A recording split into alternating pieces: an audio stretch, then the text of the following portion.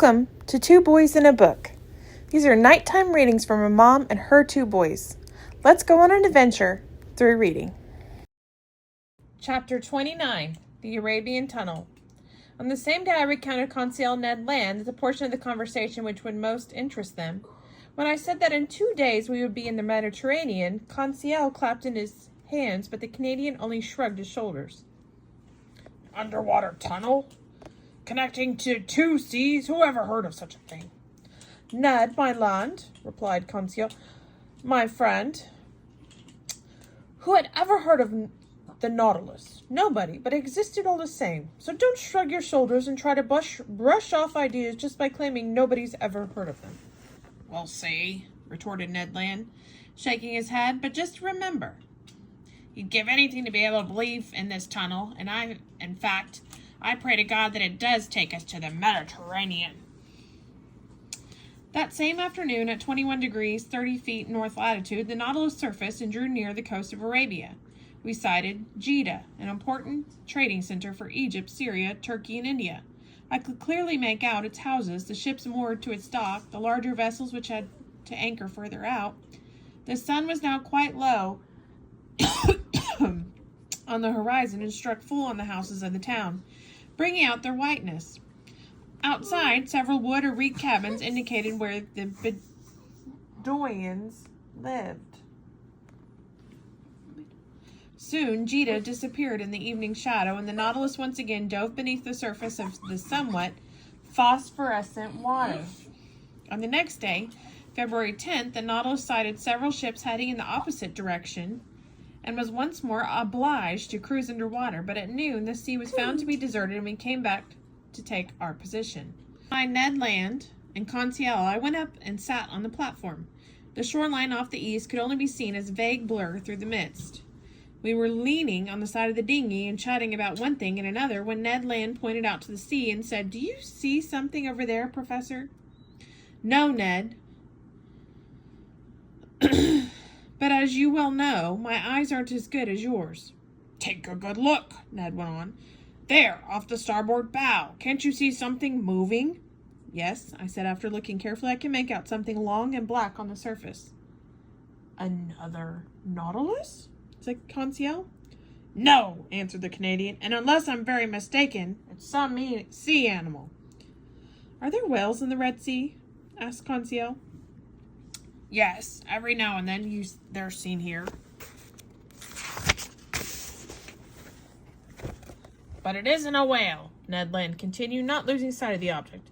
"Whales and I are old friends, and I can tell them by the way they move." "The Nautilus is heading that way," said Conseil, "and in a little while we'll be able to know for sure what it is." And in fact, the blackish object was soon only a mile away. It looked like a large reef stuck in the mid-ocean. What was it? I had no idea. "Look, it's moving! It's diving!" cried Ned Land.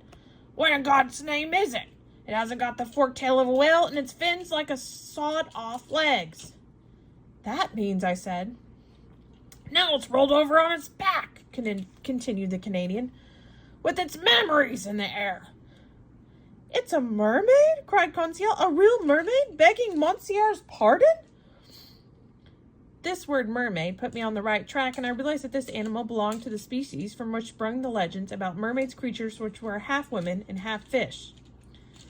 "No," I said to Conseil, "it isn't a mermaid, but a strange animal of which only a few specimens remain in the Red Sea. It's a dugong, order of Durinia, division of Pisciformes, subclass of monodelphians, class of mammals, subkingdom of vertebrates," replied Conseil. Once he had stated this, Conseil had nothing more to say. Meanwhile, Ned Land was still watching. His eyes burned with the desire of that sight of the animal. He seemed all set to harpoon it and even throw himself in the water and attack it in its own element. "Oh, Monsieur," he said, trembling voice, "I've never killed that kind of critter." All his harpooner soul was contained in this one phrase. Just then, Captain Nemo appeared on the platform. He noticed the dugong and realized now how the Canadian felt, and said, "If you were holding a harpoon right now, Master Land, I'll bet it would be burning right through your hand." "Certainly would, Captain." Would you like to take up your old profession again for one day and add this creature to the list of fish you've already caught? There's nothing I'd like more. Well, then go ahead and try. Thank you, Captain, replied Ned Land, his eyes aflame. Oh, you must promise not to miss it, the captain went on. And I say that in your own interest. Is a dugong dangerous when attacked? I asked in spite of the Canadian's shrug. Yes, the captain replied. Sometimes it turns on its attack, sir, and capsizes their boat. But with Ned Land, there's nothing to fear. His eye is sharp, his arm is sure. I advise him not to lose this dugong because it is rightly regarded as a fine good fish, and I know that Master Land does not dislike a good meal. You mean to say, exclaimed the Canadian, that in addition to everything else, this animal is good to eat? Yes, Master Land. Its flesh is like real meat and is held in high esteem. Throughout the East Indies, it is reserved for princes. As a result, it's been so relentlessly hunted that just like the close cousin of the manatee, it's becoming rarer and rarer. Well then, Captain, said Conseil gravely, if by chance this one here is the last of his race, wouldn't it be better to spare him in the interest of science? Maybe, retorted the Canadian, but in the interest of cooking, it'd be best to hunt him. Go ahead then, Mr. Master Land, said Captain Nemo. Just then, 7 members of the crew, as mute and impassive as ever, came up on deck. One carried a harpoon and a line from the type used by whalers. The dinghy was uncovered, taken from its niche, and put to sea. 6 oarsmen took their places at the oars, and the coxswain took the tiller. Ned, Conseil, got in and sat down in the stern. Aren't you coming, Captain? I asked. No, monsieur, but I wish you good luck. The dinghy was shoved off and propelled by its 6 oars made rapid headway towards the dugong, which was then floating about 2 miles from the Nautilus. When we got about 500 yards away, the dinghy slowed down and its oars dipped noisily in the silent waters. Ned Land took up his harpoon and went up to stand in the bow of the boat. A whaler's harpoon is unusually attached to a very long line which unwinds rapidly as the wounded animal dives. This line, however, was no longer than 50 or 60 feet and was attached at the other end to a little barrel which was intended to float and indicate the dugong's position. I stood up, took a close look at the Canadian's adversary. The dugong, which I also called a halicore, is somewhat similar to the manatee.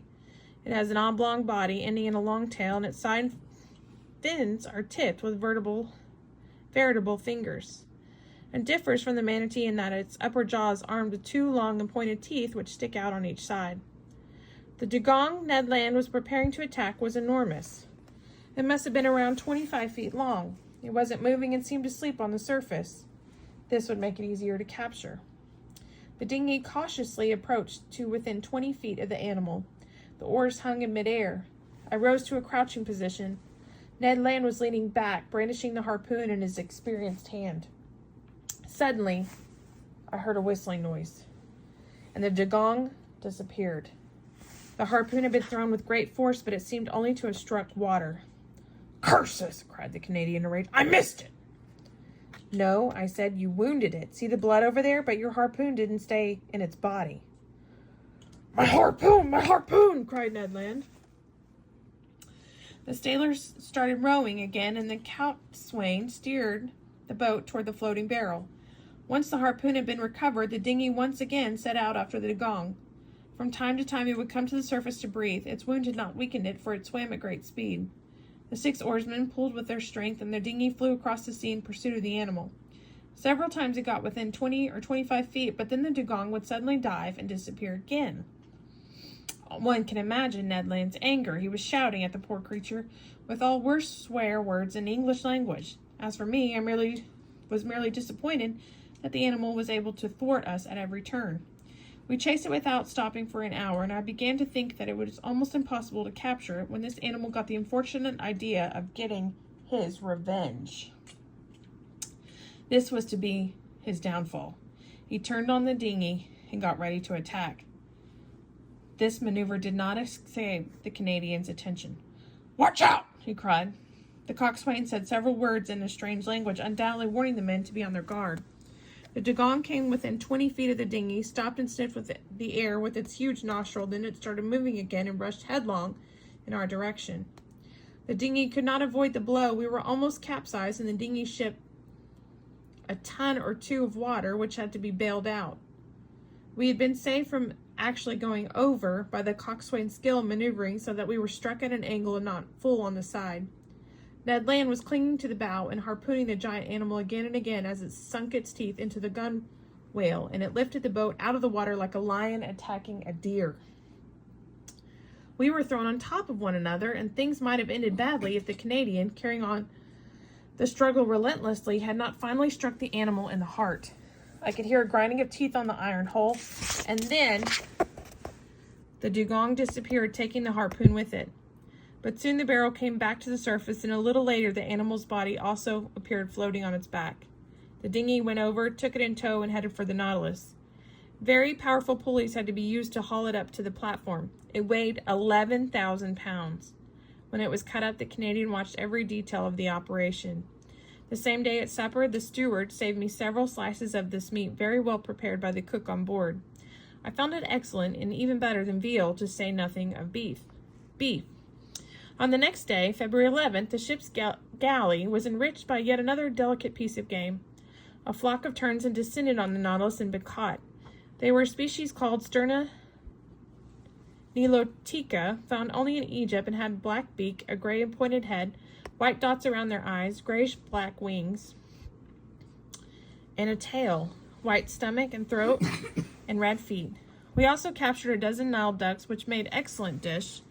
These birds have white heads and necks, and the rest of their bodies covered with black spots. The Nautilus had reduced its speed and moved as if it was just out for a stroll, so to speak. I observed that the water of the Red Sea became less and less salty as we drew near the Suez. Toward 5 in the afternoon, we sighted Cape Ras Mohammed, which forms at the tip of Arabia Petraea, the portion of land between the Gulf of Suez and the Gulf of Aqaba. The Nautilus then entered Jebel Straits, leading to the Gulf of Suez. I could see clearly a high mountain dominating the land between the two gulfs. It was Mount Horeb, or Sinai, on which Moses saw God face to face, and which one always imagines sheathed in lightning. The Nautilus continued cruising alternately on the surface and underwater. At 6 o'clock, we passed Tor, situated inside a bay whose water seemed tinted in red, a phenomenon Captain Nemo had mentioned earlier. Then night came on. And then we have this picture. He sidestepped with incredible speed and buried his dagger in the arm's belly. The night came on in the midst of a heavy silence, occasionally broken by the cry of the pelican, by the crash of surf on rocks, or by the faraway panting of the streamer as his paddle wheel struck the water with a resounding splash. From 8 to 9 o'clock, the Nautilus cruised only a short distance below the surface. According to my calculations, we were probably near the Suez. Through the panels in the lounge, I could see the rock walls, brightly illuminated by our electric light. It seemed as if the gulf were getting narrower and narrower. At 9:15, the boat returned to the surface, and I went up on the deck. I was very impatient to go through Captain Nemo's tunnel. I could not sit still and had to come up to take a breath of the fresh night air. Soon I could make out through the darkness the pale light, half discolored by the mist, shining about a mile away. "A floating beacon," someone near me said. I turned around and recognized the captain. It's the floating beacon of Suez," he went on. "It won't be long now before we're at the mouth of the tunnel." "It must be rather difficult to enter." "Yes, it is. That is why I stay in the helmsman compartment during the entire operation. And now if you would kindly go below, Monsieur Aronnax. The Nautilus is going to dive and will not surface again until we have gone through the Arabian Tunnel." I followed Captain Nemo. The hatch closed, the reservoirs filled with water, and the submarine dove to a depth of 30 or 35 feet. "Professor," he said, "would you like to keep me company in the helmsman compartment?" "I would be very flattered," I answered. "Come then. You will be able to see everything of this trip that will take us both underwater and under land." Captain Nemo led me toward the central companionway. Halfway up, he opened the door, went down the upper gangways, and finally entered the helmsman compartment, which, as the reader already knows, was situated on the forward part of the platform. It was a cabin about 6 feet square, and more or less resembled the bridges on Mississippi and Hudson steamboats. In the middle was a vertical wheel connected to the rudder chains running to the stern of the ship. 4 portholes made of lens-like glass, one in each wall, permitted the helmsman to see in all directions. Once my eyes became accustomed to the darkness in the compartment, I could make out the helmsman, a powerfully built man, gripping the rim of the wheel. Outside, the sea was brilliantly lit by the searchlight behind us at the other end of the platform. "Now," said Captain Nemo, "let's find the tunnel." Electric wires ran between this compartment and the engine room, thus permitting the captain to communicate directly. He pressed a metal button, and immediately the engine slowed down considerably. I looked out in silence at the high, sheer wall, the solid rock base of the sandy mountains on the coast near which we were traveling. We followed it for an hour, only a few feet away. Captain Nemo did not take his eyes off the compass installed inside the cabin. At a mere gesture from him, the helmsman would instantly alter his course. I had taken my place at the port window, and I could make out a magnificent coral foundation, zoophytes and seaweed, and from cracks in the rock I could see crustaceans waving their enormous claws. At 10:15, Captain Nemo took the wheel. A large galley, black and deep, opened up before us. The Nautilus boldly entered. A strange rumbling could be heard on either side.